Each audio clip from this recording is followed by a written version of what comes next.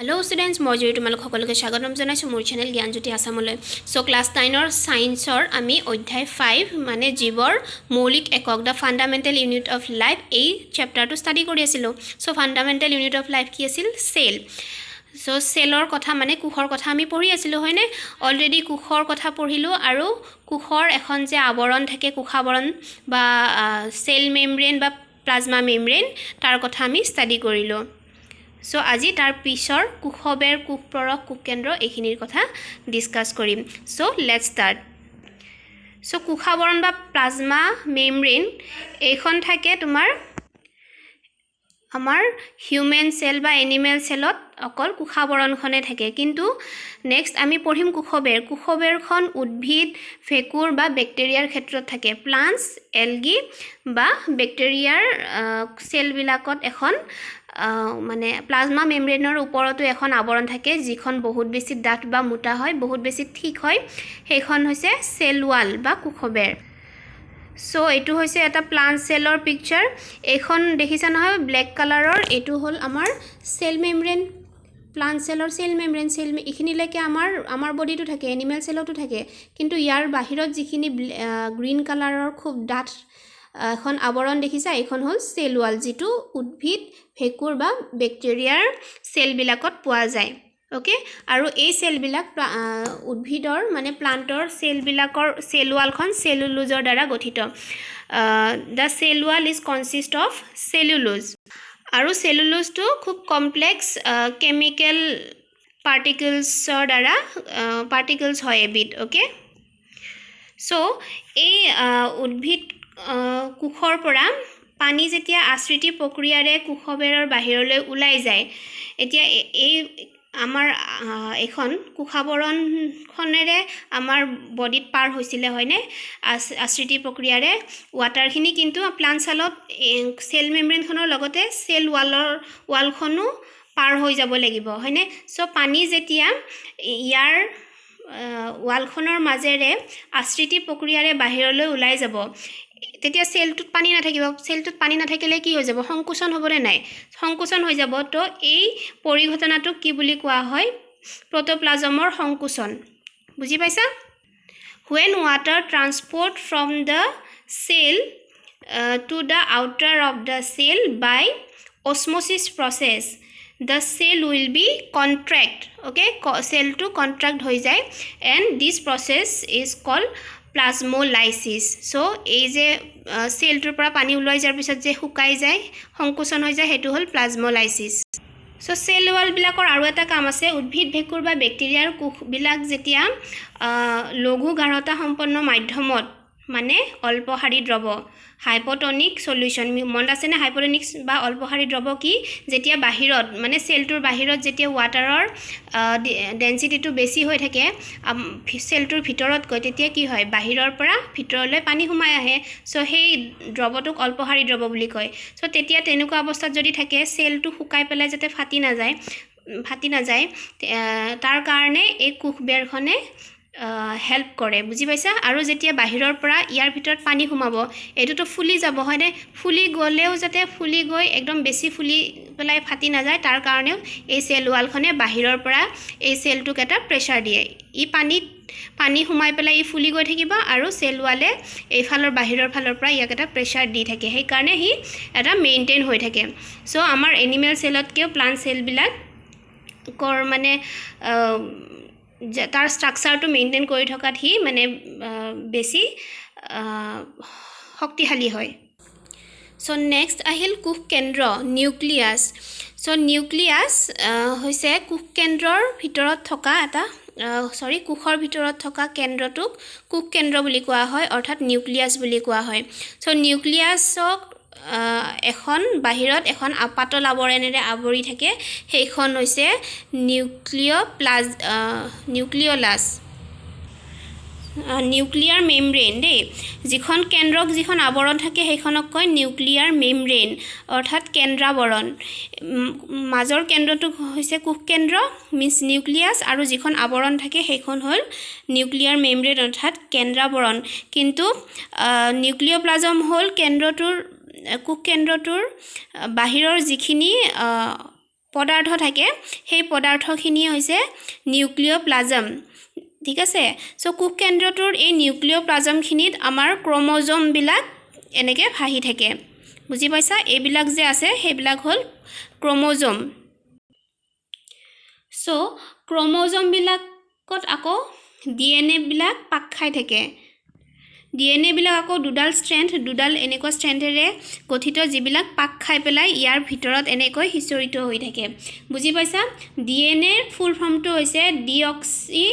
ৰাইবোনিউক্লিক acid deoxy ৰাইবোনিউক্লিক acid শৰ্টত আমি DNA বুলি কওঁ ডিএনএ টো শব্দটো শুনিয়ে আছা তোমালোকে হয়নে সো ডিএনএত আকৌ কিছুমান সৰু সৰু জিন থাকে সেইবিলাক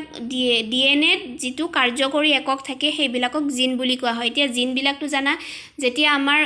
মানে এটা পিতৃ বা মাতৃৰ পৰা আৰু এটা নেক্সট জেনেৰেশ্যনৰ এটা সন্তান জন্ম হয় তাৰ যিখিনি ক্যাৰেক্টাৰ থাকে আমাৰ মা দেউতাৰ লগতো আমাৰ কিছুমান ক্যাৰেক্টাৰ মানে মিলে হয়নে সো সেই ক্যাৰেক্টাৰখিনি মানে বংশৰ যিখিনি বৈশিষ্ট্য সেইখিনি কিহে কঢ়িয়াই নিয়ে জিনে কঢ়িয়াই নিয়ে মানে ডিএনএত থকা জিনে কঢ়িয়াই নিয়ে তাৰ মানে ডিএনএৰ বা জিনক বংশগতিৰ বাহক বুলি ক'ব পাৰি হয়নে নহয় সো কোষ কেন্দ্ৰত আমি কি পালো ক্ৰোমোজোম পালো ক্ৰোমোজোম বিলাক আকৌ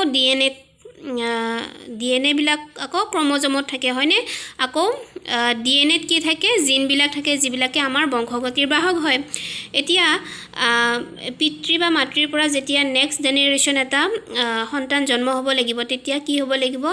কোষ এটা বিভাজন হ'ব লাগিব হয়নে ডি বিভাজন হ'ব লাগিব কোষ এটা বিভাজন হ'ব তাৰ পৰা আকৌ বিভাজন হৈ তেনেকেহে পিছৰ জেনেৰেশ্যনৰ মানে চাইল্ডটো হ'ব গতিকে কোষ বিভাজনৰ সময়ত আমাক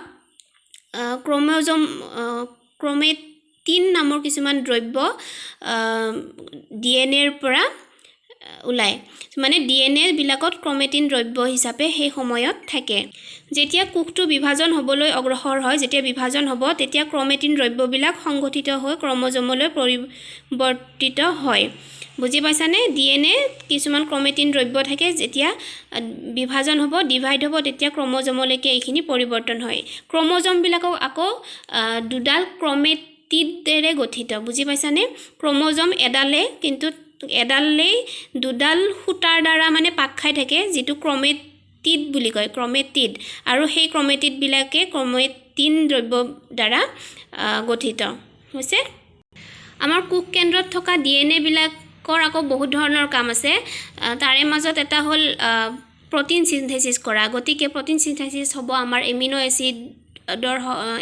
লাগিব প্ৰটিন সিনথেসিস হ'বলৈ সো সেই ভিতৰৰ কামখিনি কোষ কেন্দ্ৰৰ ভিতৰত সেইখিনি কাম হ'বৰ কাৰণেতো বাহিৰৰ পৰা এমিনো এছিডখিনি য'ত আমাৰ প্ৰডিউস হয় তাৰ পৰাতো এই কোষ কেন্দ্ৰলৈকে সেলৰ ভিতৰৰ কোষ কেন্দ্ৰলৈকে আহিব লাগিব সো সেই গতিকে কোষ কেন্দ্ৰৰ যিখন কোষাবৰণ থাকে নিউক্লিয়াৰ মেমব্ৰেন থাকে সেইখন ৰন্ধ্ৰযুক্ত হয় গতিকে সেই ৰন্ধ্ৰবিলাকেৰে সেই পাৰ্টিকলছবিলাক কোষ পৰশলৈ হেতু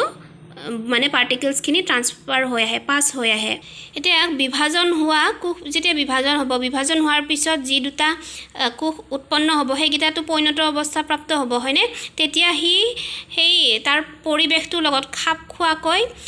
চলিবৰ বাবে যিবিলাক ৰাসায়নিক ক্ৰিয়াকলাপৰ প্ৰয়োজন হ'ব সেইখিনি কোষ কেন্দ্ৰটোৱে মুখ্য নিৰ্ণায়ক হিচাপে ভূমিকা পালন কৰে মানে সেইখিনিত কোষ কেন্দ্ৰটোৱে হেল্প কৰে সেই কোষটোক কাৰণ তাৰ ভিতৰত যি ডিএনএ বা জিন আছে তাৰ গোটেই ৰিয়েকশ্যনখিনি কোষ কেন্দ্ৰটোৰ দ্বাৰা গোটেইখিনি নিৰ্ধাৰণ কৰা হয় তাৰ পিছত আমাৰ কিছুমান বেক্টেৰিয়াত আমিতো পাইছোঁ কোষ কেন্দ্ৰ থাকে হয়নে কোষ কেন্দ্ৰত এখন আৱৰণ থাকে হয়নে কিন্তু কিছুমান বেক্টেৰিয়াৰ সেলত কি হয় এই আৱৰণখন নিউক্লিয়াৰ মেমব্ৰেনখন নাথাকে সো তাৰ হলনি তাত সেই কেন্দ্ৰৰ অঞ্চলত নিউক্লিক এছিডহে থাকে সো তেতিয়া তাক নিউক্লিয়ইড বুলি কোৱা হয় বুজি পাইছা নিউক্লিয়ইড কি হয় কিছুমান বেক্টেৰিয়াৰ কোষত কেন্দ্ৰাৱৰণখন নাথাকে তাৰ হলনি কেন্দ্ৰাঞ্চলত নিউক্লিক এছিড থাকে আৰু ইয়াকে নিউক্লিয়ইড বুলি কোৱা হয় এটা যিবিলাক কোষৰ এই কেন্দ্ৰাৱৰণ নিউক্লিয়াৰ মেমব্ৰেনখন নাথাকে সেইবিলাকক প্ৰকোষ কেন্দ্ৰীয় জীৱ বুলি কোৱা হয় বুজি পাইছা হোৱাট ইজ প্ৰকেৰিয়টিক সেল বা মানে যিবিলাক কোষৰ কোষ কেন্দ্ৰৰ কোষাবৰণখন নাথাকে সেইবিলাকক প্ৰকেৰিয়টিক সেল বা কোষ কেন্দ্ৰীয় কোষ বুলি কোৱা হয় আৰু যিবিলাক জীৱৰ ক্ষেত্ৰত সেই কোষাবৰণখন নাথাকে বা যিবিলাক জীৱৰ ক্ষেত্ৰত প্ৰকোষ কেন্দ্ৰীয় বা প্ৰকেৰিয়টিক সেলবিলাক থাকে বুজি পাইছা যিবিলাক জীৱৰ দেহত প্ৰকোষ কেন্দ্ৰীয় বা প্ৰকেৰিয়টিক সেলবিলাক থাকে সেইবিলাক জীৱক প্ৰকোষ কেন্দ্ৰীয় জীৱ বা প্ৰকেৰিয়টছ বুলি কোৱা হয় আকৌ যদি মই কওঁ যে প্ৰকোষ কেন্দ্ৰীয় কোষ কাক বোলে হোৱাট ইজ প্ৰকেৰিয়টিক সেল তাৰ মানে যিবিলাক সেলৰ কোষ কেন্দ্ৰৰ নিউক্লিয়াৰ মেমব্ৰেনখন নাথাকে সেইবিলাক জীৱক সেইবিলাক সেলক প্ৰকোষ কেন্দ্ৰীয় কোষ বুলি কোৱা হয় The cell in which nuclear membrane is absent, those cells are called prokaryotic cell, and the animals which have the prokaryotic cell, that animals are called prokaryotes. Clear? So ঠিক তেনেকৈ উল্টাকে যদি কওঁ মানে যিবিলাক জীৱৰ কোষৰ কোষ কেন্দ্ৰৰ কেন্দ্ৰাবৰণখন থাকে সেইবিলাকক কি বুলি কোৱা হয় সংকোষ কেন্দ্ৰীয় কোষ বুলি কোৱা হয় আৰু যিবিলাক জীৱৰ দেহত সংকোষ কেন্দ্ৰীয় কোষ থাকে সেইবিলাক জীৱক সংকোষ কেন্দ্ৰীয় জীৱ বুলি কোৱা হয় means eukaryotes বুজি পাইছা the cell which have the nuclear membrane that cell are called eukaryotic cell and the animals which have the eukaryotic cell that animals are called eukaryotes clear so nuclear membrane বা কেন্দ্ৰাবৰণখনৰ থকা বা নথকাৰ উপৰিও আৰু কিছুমান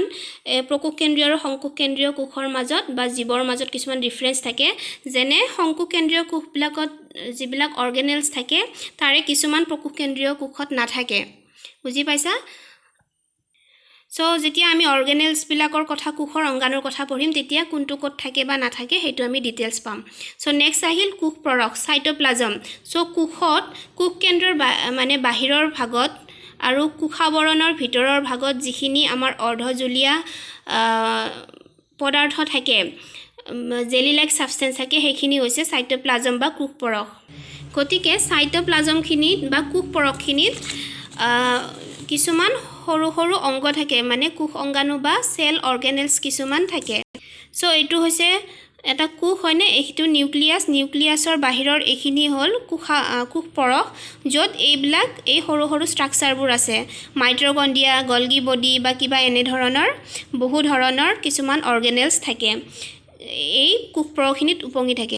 so আমি যে প্ৰকোষ কেন্দ্ৰীয় কোষ মানে প্ৰকেৰিয়ট সেল আৰু ইউকেৰিয়ট সেলৰ কথা পঢ়িলো এতিয়া সংকোষ কেন্দ্ৰীয় কোষ বা ইউকেৰিয়টিক সেলৰ ক্ষেত্ৰত কি থাকে এখন ট্ৰু নিউক্লিয়াছ থাকে মানে প্ৰকৃত কোষ কেন্দ্ৰ থাকে আৰু কেন্দ্ৰাবৰণো থাকে হয়নে আৰু প্ৰকেৰিয়টিক সেল বা প্ৰকোষ কেন্দ্ৰীয় কোষত সেই